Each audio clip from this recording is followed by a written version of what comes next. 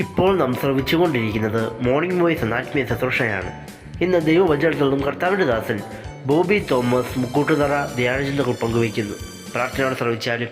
സത്യത്തിൻ പാത കാട്ടിടാ, സ്നേഹ സാമ്രാജ്യം ഒരുക്കിടാ. സത്യത്തിൻ പാത കാട്ടിടാ, സ്നേഹ സാമ്രാജ്യം ഒരുക്കിടാ.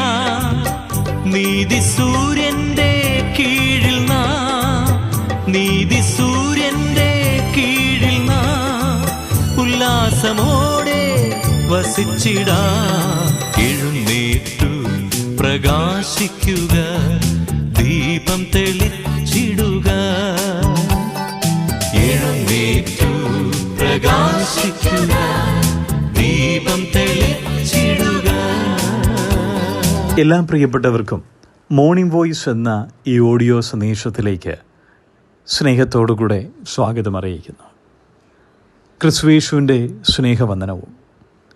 ഇന്നത്തെ ചിന്തയ്ക്കായി ലൂക്കോസിൻ്റെ സുവിശേഷം 2-ാം അധ്യായം 15-ാമത്തെ വാക്യം വായിക്കുന്നു. ദൂതന്മാർ അവരെ വിട്ട് സ്വർഗത്തിലേക്ക് പോയ ശേഷം ഇടയന്മാർ തമ്മിൽ, നാം ബെത്ലഹേമോളം ചെന്ന് കർത്താവ് നമ്മോട് അറിയിച്ച ഈ സംഭവം കാണണം എന്ന് പറഞ്ഞു. പ്രിയപ്പെട്ടവരെ, ഈ നാളുകളിൽ യേശുക്രിസ്തുവിൻ്റെ ജനനത്തോടനുബന്ധിച്ച് ക്രിസ്മസ് എന്ന നിലയിൽ അനേക ആളുകൾ ആഘോഷമാക്കുവാൻ തുടങ്ങിയിരിക്കുകയാണ്. ഇവിടെ ഇത് നമ്മുടെ കർത്താവായ യേശുക്രിസ്തുവിൻ്റെ ജനനത്തിങ്കൽ ഇടയന്മാർ തിടുക്കത്തിൽ ബെത്ലഹേമിലേക്ക് ഓടിയെത്തുകയാണ്.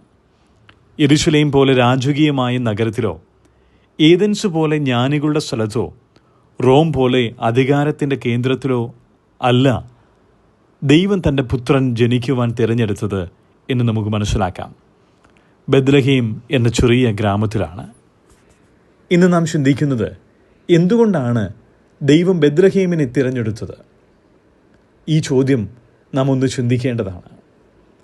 പ്രധാനമായും 3 ഉത്തരങ്ങൾ നമുക്കിങ്ങനെ മനസ്സിലാക്കാം. ബെത്ലഹേം നമ്മുടെ ജീവിതവുമായി 3 രീതിയിൽ ബന്ധപ്പെട്ടിരിക്കുന്നു. ഒന്നാമതായി, ബെത്ലഹേം എന്ന വാക്ക് തന്നെയാണ് അത് ചൂണ്ടിക്കാണിക്കുന്നത്. ബെത്ലഹേം എന്ന വാക്കിൻ്റെ അർത്ഥം അപ്പത്തിൻ്റെ വീട്, ഹൗസ് ഓഫ് ബ്രെഡ് എന്നാണ്. മനുഷ്യൻ്റെ ജീവൻ നിലനിൽക്കാൻ ഏറ്റവും അത്യാവശ്യമായ കാര്യം ഭക്ഷണമാണെന്ന് നമുക്കറിയാമല്ലോ. യേശുക്രിസ്തു ബെത്ലഹേമിൽ ജനിച്ചത് ഒരിക്കലും യാദൃച്ഛികമല്ലായിരുന്നു. കർത്താവ് പറഞ്ഞത്, ഞാൻ ജീവൻ്റെ അപ്പമാകുന്നു എന്നാണ്. ലോകം വെച്ചു നീട്ടുന്ന സമ്പത്തോ സ്ഥാനമാനങ്ങളോ നമ്മളെ തൃപ്തിപ്പെടുത്തുന്നില്ല. ലോകം തരുന്നതൊന്നും ഒരിക്കലും മനുഷ്യനെ പൂർണ്ണമായും തൃപ്തിപ്പെടുത്തുകയില്ല.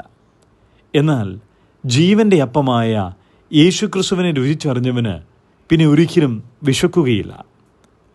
അവൻ പൂർണ്ണ തൃപ്തനായി തീരും.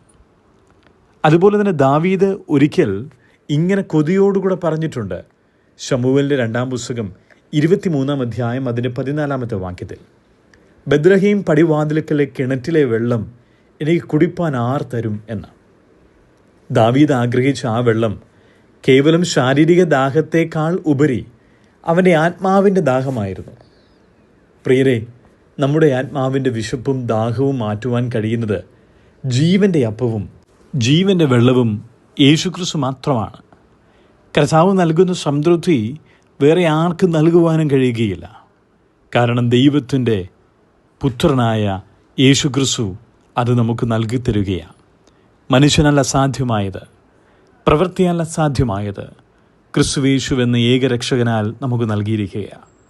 ആ കർത്താവായ യേശുക്രിസ്തു ജനിച്ചത് ബെത്ലഹേമിലാണ്. രണ്ടാമതായി, ബെത്ലഹേം നമ്മുടെ ജീവിതത്തിൽ 2 പ്രധാന അനുഭവങ്ങളുമായി ബന്ധപ്പെട്ടിട്ടുണ്ട്. ഒന്ന് ദുഃഖവും മറ്റൊന്ന് സന്തോഷവും.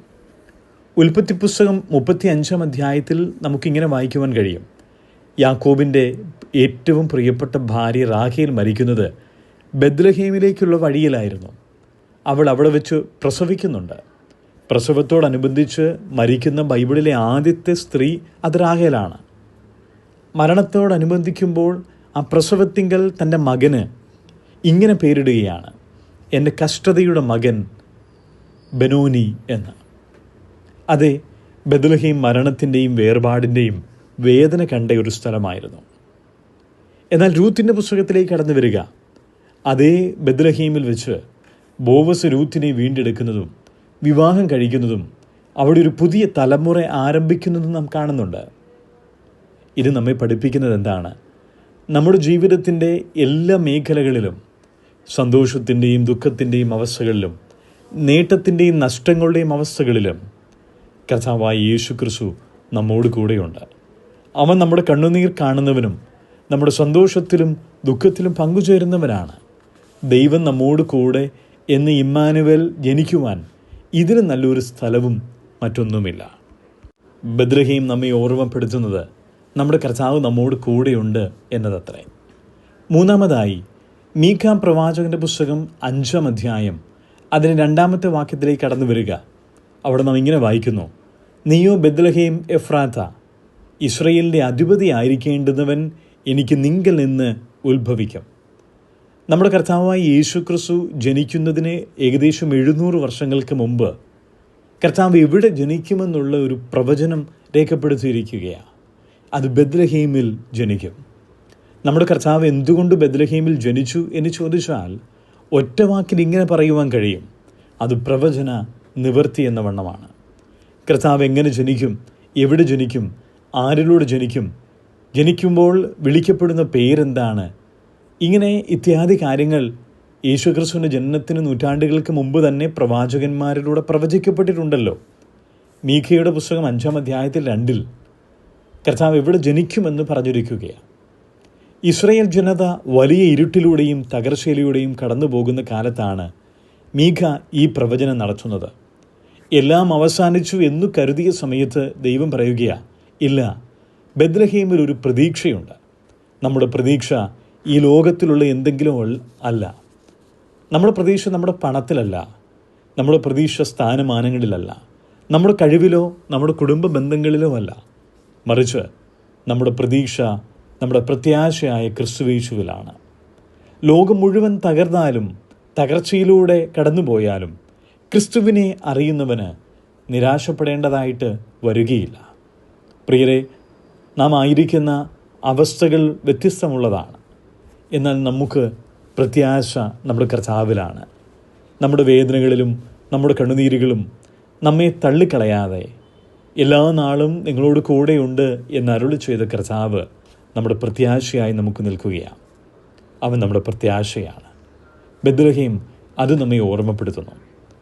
പ്രിയരെ, ഈ ലോകത്തിലുള്ള അനേക ആളുകൾ യേശുക്രിസ്തുവിൻ്റെ ജനനത്തെ ആഘോഷിച്ചു കൊണ്ടിരിക്കുമ്പോൾ നമുക്ക് നമ്മുടെ കർത്താവായ യേശുക്രിസ്തു ജനിച്ച സ്ഥലമായ ബത്ലഹേമിലേക്ക് നമ്മുടെ കണ്ണുകളൊന്ന് വേഗത്തിൽ ഓടിക്കാം. ആ ദേശം നമ്മെ ഓർമ്മപ്പെടുത്തുന്നത് നമ്മുടെ കർത്താവ് നമ്മുടെ ആത്മാവിനെ തൃപ്തിപ്പെടുത്തുന്ന അപ്പമാണ്. നമ്മുടെ കർത്താവ് നമ്മുടെ സുഖദുഃഖങ്ങളിൽ നമ്മോട് കൂടെ ഇരിക്കുന്ന ഇമ്മാനുവേലാണ്. നമ്മുടെ കർത്താവ് നമ്മുടെ നാളെയെക്കുറിച്ചുള്ള പ്രത്യാശയാണ്. ഈ കർത്താവിനെ മുറുകെ പിടിച്ചുകൊണ്ട് നമ്മുടെ ക്രിസ്തീയ ജീവിതം മുമ്പോട്ട് നയിപ്പാൻ ദൈവം നമ്മെ സഹായിക്കട്ടെ.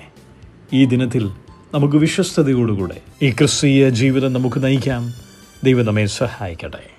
ഹല്ലേലൂയാ ഗീതം മുഴക്കിടാ, നാഥനേശുവിൻ വരവിതാ.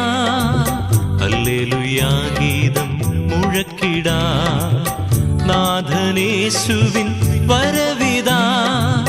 വാനതിൽ വന്നിടും വല്ലഭനേശുവേ, വാനതിൽ വന്നിടും വല്ലഭനേശുവേ. നാം ഇന്നു പാടി പുകഴ്ത്തിടാ. എഴുന്നേറ്റു പ്രകാശിക്കുക, ദീപം തെളിച്ചിടുക. എഴുന്നേറ്റു പ്രകാശിക്കുക, ദീപം